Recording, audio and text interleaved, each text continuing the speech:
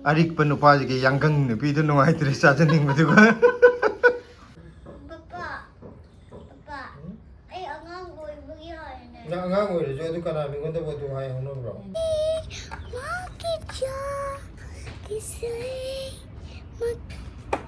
Aidi silana marum tani ya itu pregnant gue nggak pura ke nupa mabuk nui bo ile.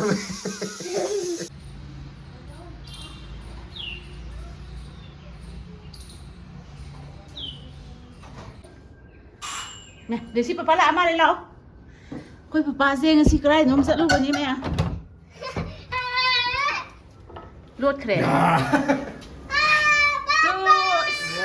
Không giàu ông bố đấy. Ấy nên luôn cái tra. Mà sao đi cái nam tầng này em luôn mẹ. Cái thằng gì cái cá son đó anh thầm mà kìa. Để xin ngay hình nằm đi. Anh thầm mà. Thầm hệ. Cô ba cái cá lộc thu cái cơ. Mayam masih deh. Silana aja kayak noda leitharak ne jadi puda atau leitharak udah kayak ler kayak do yang mayam bicara kan? Mà đi lịch bên này nè, Nga gì lấy rồi đó đi khăng vậy đi con ở trong quán này cái thôi. Serang ngata orang media. Ano nè, wet thì lấy nung nguyên bora vào khăng. Xe này tụt thổ ghé, cái này ghé. Cái nó.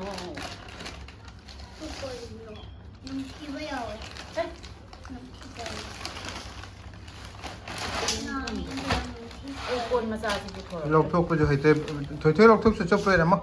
Để ăn khổ xong rồi. Mà bạn mới không được vậy.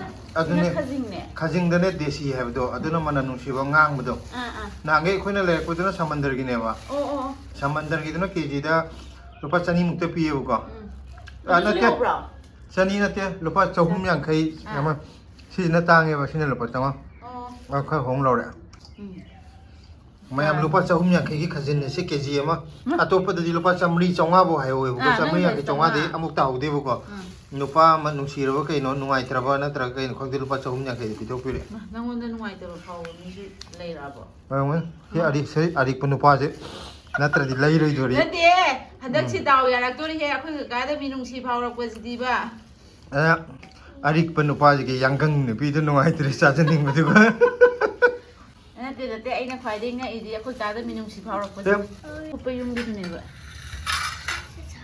Gazipur da bu chatla di ba na ji pe le du ne hong ju hong ba pha ju pha ba fresh su phang ba ado kitang matam di changai matam di kai thok tai ado khoi gumba thabak leita ba thabak leita ba natte da hau bu chaning ba hai do ba hoina ahu chan nga ju mi thabak yam chin ba mi di chat phang hoi dana akhoi matam lebe na tro chat li ja khoi di kai thoi ni kai no mat akhoi muk chin ba le pot Kau ada mai hayal aja mayam belu kau ngel aja. Dari sambil. Yam tu, lihat tu. Si pas orangnya kayak kacing. Pasal ni lang aga. Matang dah mu putok cara ke, kau lagau kau itu tu orang ke kau. Matang dah mu putok cara ke si kana gini orang kau. Si kana gini orang kau masuk ulat ke, surprise yang kau. Kana gini orang. Ni si yang oh.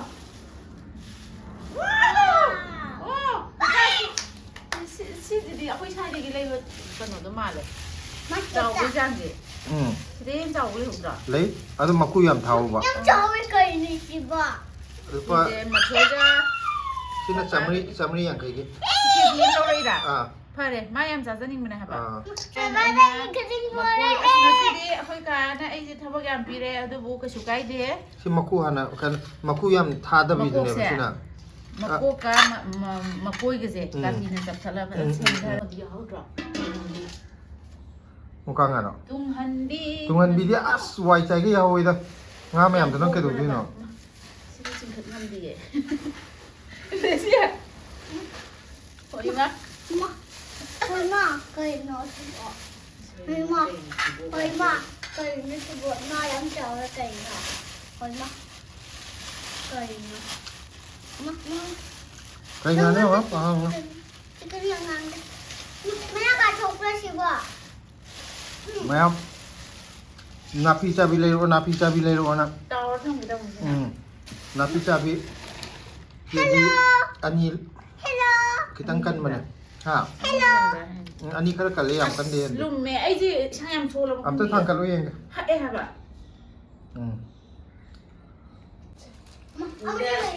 Sina mama gi, sina papa gi. Mama ơi. Phục chậu ba mama. Ngang của em phục chậu. Mà phục của em. Itu lah mai kasi. Ni kiji dia ni ka. Ada ju kg ani. Kita. Emma. Cuma marum yawi na hai na kg ani. Nani bo. Nan dia mama kai mai hai dia. Ado achau khara chau lo pa na. As kun si dai da. Chini nga si le re nga je sina lupa khajing jina chamri yang khai achau bu jina ko. Macha je chongwa bo hai oe ado nupa ma tanja sa na chahum yang khai de yarak pa ma yaw da na ma gon de gi chahum yang khai de lo re. Duga puklau bi jina kaino ne cham yang khai hai bu ko kg da. Kg ani ta bu je cham yang khai hai bu da lupa chahum ta bu da lupa kun da halaga khara angang macha ma kano tor ga ma pa da tor ngang na le pa kun ta bi re chani mar phu da lo re. Duga si jina mana kano to bu du kg ani ga gram chani ro ngasai ta bu bo adu kano to we sidai da na mamando lupa chahum ga kaya no sita bu do chahum ga mari mok dra ra kano ta bu chahum yang khai na hai ba chahum yang khai da lo ro paisa tar age hai ba amushu mo ina ta halaga chahum kano da lo re chahum kun da chahum kun thra da singa Kata kan hono mi ti jarau budi gaji pusal. Okay. Chewa da na pude ne. Nga. Si da kg da kya no? Kg da kya pi no do di cham yang khai. Si je kg de chahum phuro humdra ra mai pi rupani Papa मैं अंदर ये बहुत marble रंगी का Mayam na besi chau ra ba. कहेगी Ngarang juma masing thiba gi mi angang da sakthi bi nu si de du tau de ma yam chau horen de lai chu tok tor roi de blesi na mi gon de tangang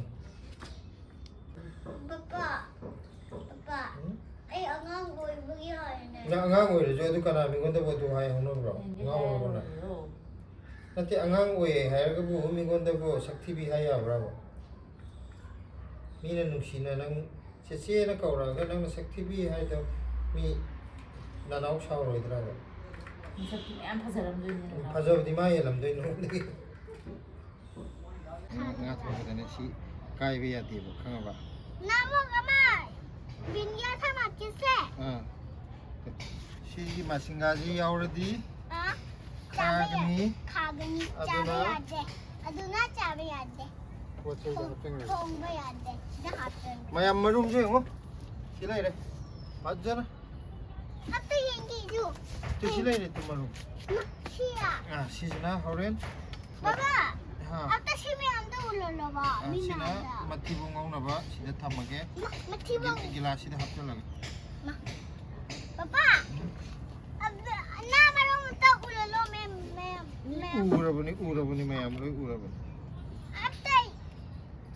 अब तो मुझे उलन दे मतलब mayam ngasidi nakupi je khaktang budi wa liko mapung pha do ba dur ju hektat lage As kaino tha. kai gino da khajing laura amni na silana nakupi ji hingna thamba yadre ma si hektat len that laga kangau cha dra ga di ai ne dei lai de ya ro ha ba ma di len je ya da bu da.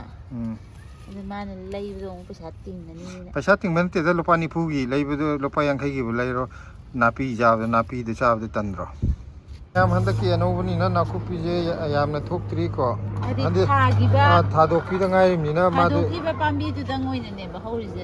atai long thok tri mi na amta phajana ulo phukham me tar ga masakti yam phaje ade mapop ti yam chawe ai tar to sigi le nga sigi Hau phajana ngau dhar ra ge yong sa ama I ro la ge. Hau na sa dhar ge du.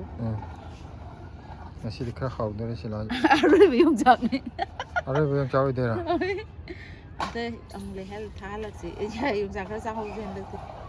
Sa khra ngai ti. sang de tha Chora kan dei to ja me ko.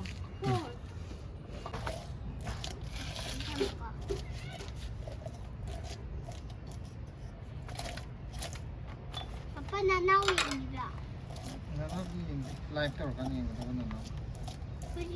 Hujikti yengaba ma. Horan video phone semaga yingo.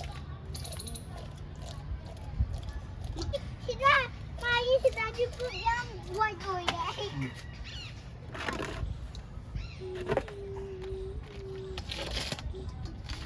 Baba, sini kayak sebenarnya sih kayak gitu ina. Sisu ulok ko kan eh. Enggak.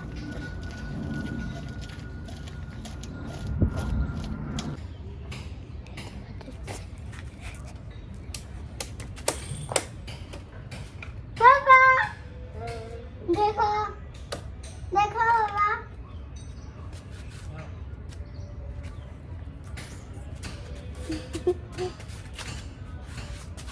How can I could pogi Makija Kisai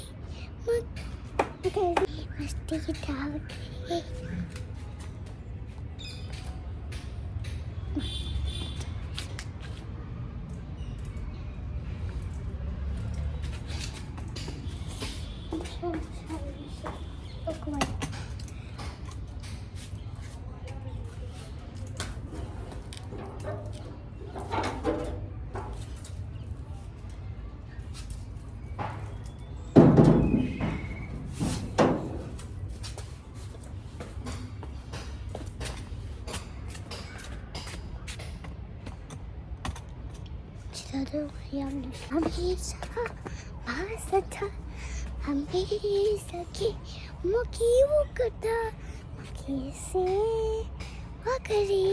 Aidi silana marum jani hai duda pregnant hoiba nga poraga nupa mabuk noibo ile rame yam se hojik nga leiruba matungda thoithoi gi khajing tawbire degi sidaidana khoi gi yongchak ironba leire aduga sidana khajing kanghau aduga asidana silla sidana thoi atudi chak cha thorage jo singna mayam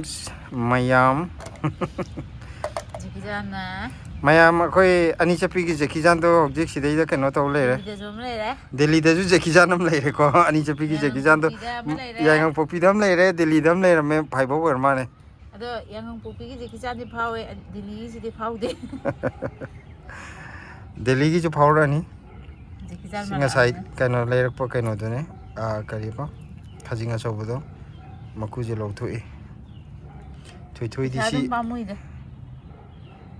photo za maku gei de tonga na ngau ra sa jai ro alu tor jani ni si na hawo jo magi matung gi na oinambam yawe ma hauge nang na sa ri ma na nga sai pam jau ku pam do ai ju ngasi de phanam tawbiran asa du lo ma yam pam chai du de mayam khajing du ne chobu do kuche machu sang mendi sang